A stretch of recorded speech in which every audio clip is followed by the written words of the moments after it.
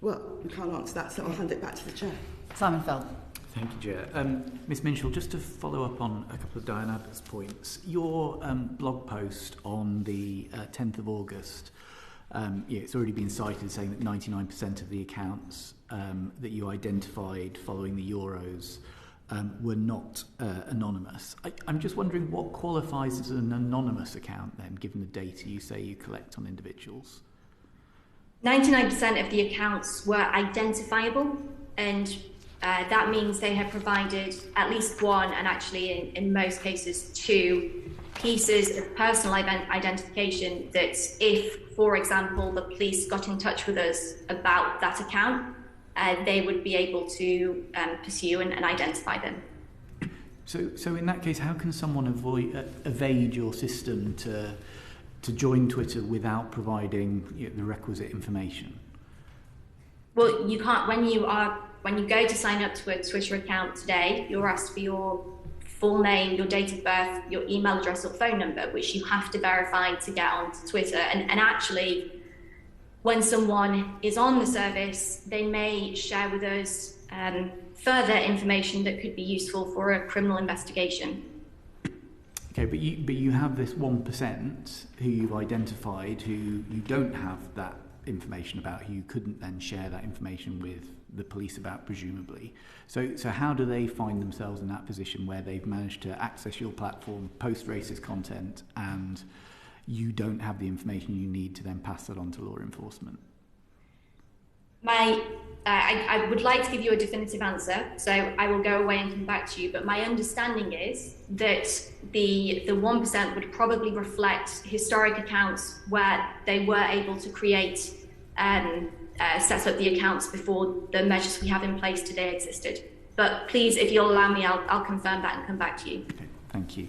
And my next question is about how you track multiple account ownership. So obviously some of these individuals will set up multiple accounts, they will post abuse, maybe they will just drop an account, start another one up. So what's your process for tracking across that and making sure an individual doesn't just essentially shed their skin and move on and do this somewhere else?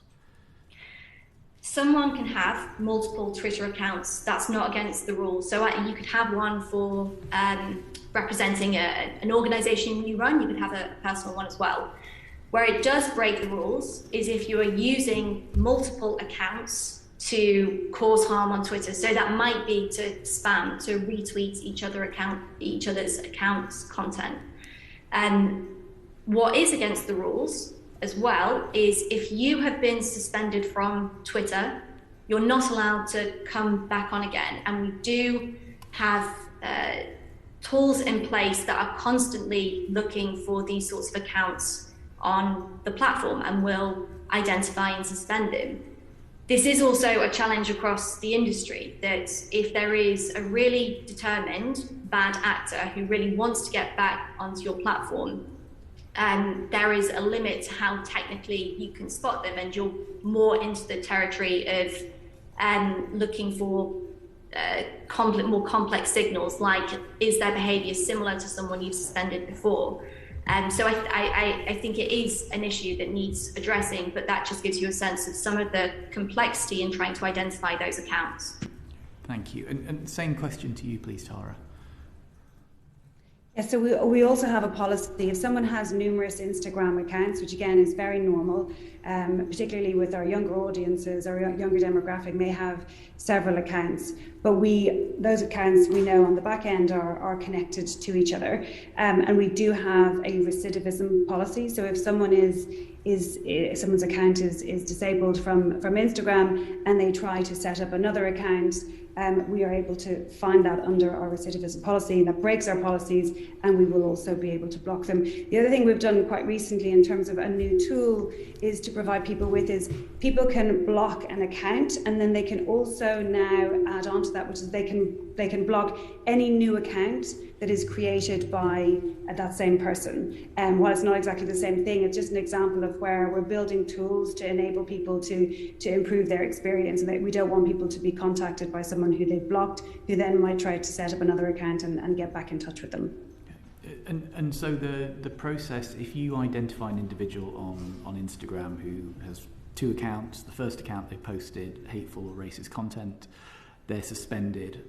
What happens to their second account? Does that stay open? If the account would also come down, and if the account is set up, I should be clear about this, if the account is set up to abuse, that account will then also come down. So just to be clear, that if an account is set up purely for the purposes of abusing or bullying and harassing, then that account violates, and that will also come down. Okay, thank you. And last question, because I'm conscious of time. We've heard in the previous session certainly compelling evidence from professional footballers that they think one of the solutions to this, and I have to say I'm sympathetic to it, is providing some form of ID verification on the way into your platforms.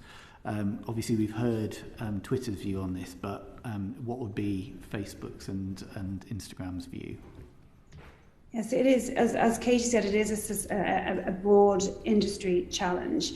We all, I think, share the same goal, which is holding people to account. And to be very clear, we are able to hold people to account on Instagram. In relation to the European Championships, we have a dedicated law enforcement outreach team who, in the run-up to, and indeed well before, but in the run-up to and during and immediately post the European Championships, have been working really constructively with the South Yorkshire Police and the Home Office Policing Unit in order to constructively and helpfully and be able to deal with any requests that are coming from the police related to online abuse. But as Katie said, there are some complexities around this. And I know I keep using that word, but we do know that the Electoral Commission said that there are 3.5 million people in the UK alone who don't have suitable photo ID, and members of those groups are often from disadvantaged backgrounds. I'm very conscious on Instagram that we are a platform for a younger demographic, for often late teenagers and people in their early 20s, and a lot of late teenagers do not have access to any kind of ID. So we're very conscious we want to keep the platform open to all and be as inclusive as you possibly can be, but also to meet the goal of being accountable when we need to be accountable, and we have that data and we're able to share it with the police in an appropriate way. Thank you. Thank you. Just a follow-up, I think, then, to go back to some of the points